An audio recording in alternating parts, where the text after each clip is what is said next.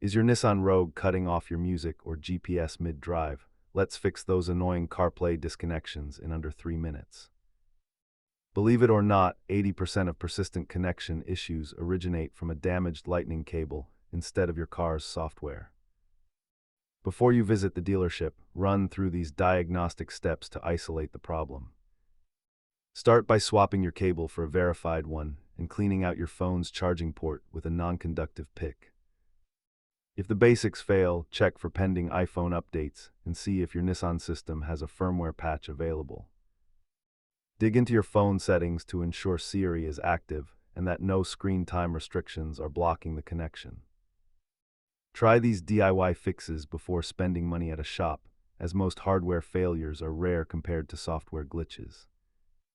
As you can see, the vast majority of these connection drops are simple issues you can resolve without professional help. For a total refresh, perform a hard reboot of the Nissan infotainment system by holding the power button until it cycles. Keep a high-quality cable and a small plastic pick in your glove box to handle any future connection hiccups on the go. If the problem persists after a full factory reset, you likely have a failing USB module that needs professional replacement.